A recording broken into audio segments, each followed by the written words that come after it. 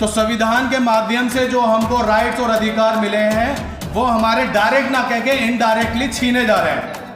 कि आज जो दिल्ली के अंदर सरकार चल रही है, आम आदमी पार्टी की झूठी सरकार, जो बड़े बड़े वायदे करके ईमानदार होने का दावा ठोकती है, उसी सरकार की निगरानी में दिल्ली के तमाम कच्चे सफाई कर्मचारियों के साथ 188 करोड़ रुपए का घोटाला किया गया।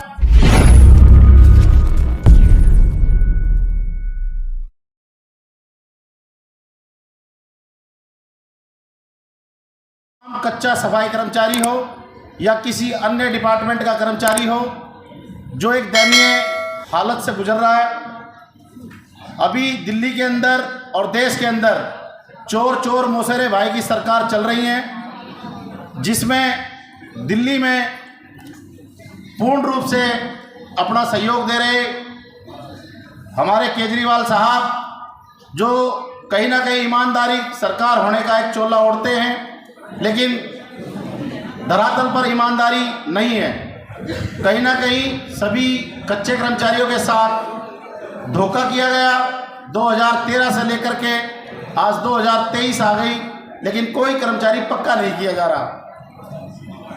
आज निगम के अंदर, क्योंकि मैं निगम से संबंधित हूँ, एक कच्चा कर्मचारी हूँ निगम का, तो आपको कुछ जानकारी देना चाहूँगा।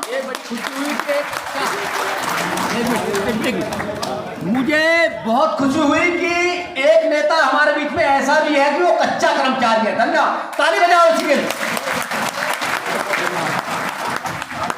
ये इस संगठन के दिल्ली प्रदेश के जनरल सेक्रेटरी हैं और जानबूझ के मैंने इनको इसलिए बनाया था क्योंकि ये कच्चे कर्मचारी हैं। भाई कच्चे कर्मचारियों का सर तो कच्चा ही जम जाएगा ना।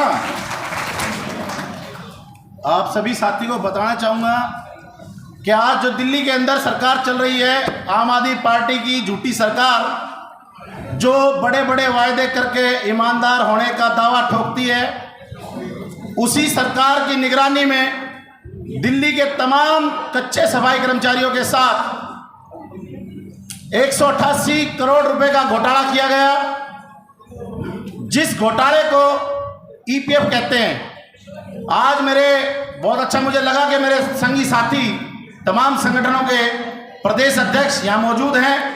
मैं उनका भी ध्यान इस बात पर डलवाना चाहूँगा कि दिल्ली में हो रहे इस भ्रष्टाचार को मिटाने का काम सब मिलजुल कर करें, क्योंकि हमारे तमाम साथियों ने जब 2016 में ये प्रपोजल आया तो सभी यूनियनों की तरफ से समर्थन के तौर पर इस ईपीएफ की अगुवाई की थी। अभी हमारे बीच में हमारे माननीय श्री संतलाल चावरिया जी, पूर्व अध्यक्ष दिल्ली सफाई कर्मचारी आयोग, मौजूद हैं।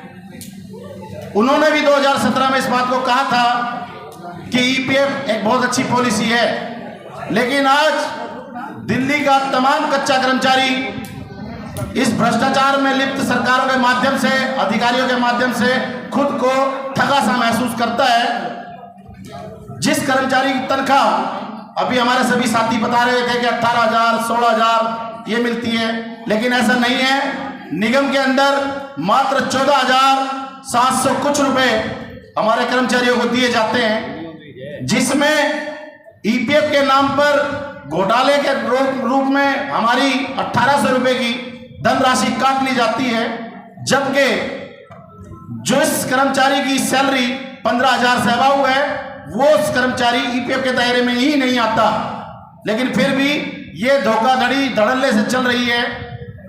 और भी मैं एक साथियों को अपने को जानकारी देना चाहूँगा, क्योंकि कुछ साथी पूछ रहे थे।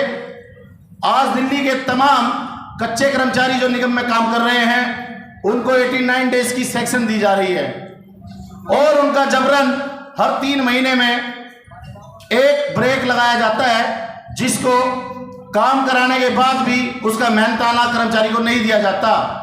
जो 51,98,700 कुछ रुपए का घोटाला हर तीसरे महीने किया जाता है।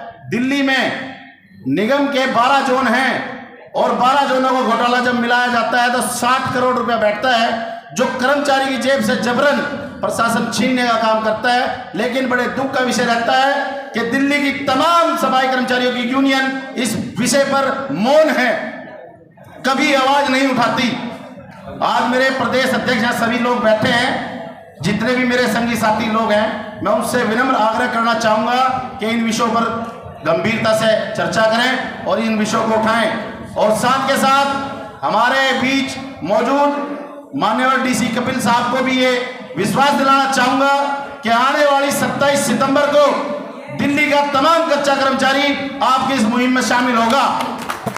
ये हमारा वादा है आपसे। इसी के साथ अपने शब्दों में विराम देता हूं और किसी साथी को मेरे किसी शब्द से ठेस पहुंची हो तो उसके लिए क्षमा प्रार्थी हूं। धन्यवाद। ऑर्गेनाइजेशन जिसमें हमारे national convener advocate Mahmood Paracha ji हैं और मैं दिल्ली कन्वेनर दिल्ली से हूं, और हम लोग पूरे देश में रेहड़ी पटरी फुटपाथ दुकानदार के लिए काम करते हैं और लगातार हम लोग ठेकेदारी हटाओ संयुक्त मोर्चा के साथ जुड़े हुए हैं। शुरू से जब से ये ऑर्गेनाइजेशन मूवमेंट के लिए तैयार हुई है और ग्राउंड पे काम कर रही है, हम लोग जुड़े हुए हैं। हम लोगों ने तमाम जो मजदूर भाई हैं जिनको ठेकेदारी के साथ साथ उत्पीड़न किया जा रहा है उनको हटाया जा रहा है। एक्चुअली हम लोग छोटी पिक्चर में देखना चाह रहे हैं कि हमारे जितने भी साथी हैं उनको ठेकेदारी के थ्रू हटाया जा रहा है, लेकिन अगर हम लोग ध्यान से देखेंगे बड़ी पिक्चर में तो संविधान के माध्यम से जो हमको राइट्स और अधिकार मिले हैं वो हमारे डायरेक्ट ना कह के इनडायरेक्टली छीने जा रहे हैं। अगर आप देखोगे तो ये सीधा सीधा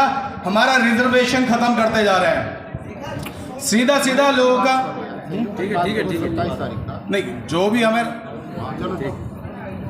शोषण करने का माध्यम, क्योंकि मैंने खुद जब एक डिपार्टमेंट में काम किया था तो 6 महीने के अंदर उन्होंने मेरे को हटा दिया था। और वो हटाने का तरीका क्या था कि आप लोग सूटेबल नहीं हो, आप सही से काम नहीं कर रहे हो। तो ठेकेदारी के अंदर आपको पता ही है कि किस तरीके से लोगों से पैसा भी कमाया जा रहा है, उनका शोषण भी किया जा रहा है और अपनी मनमर्जी से लोगों को हटा देते हैं। तो मैं इतना ही कहना चाहूँगा डीसी कपिल साहब से कि जब भी आप इस मूवमेंट के लिए संघर्ष के लिए हमें याद करेंगे, पूरी देश भर की तमाम रेहड़ी पटरी होकर एकता आपके साथ है और आपके संघर्ष में बिल्कुल साथ देगी।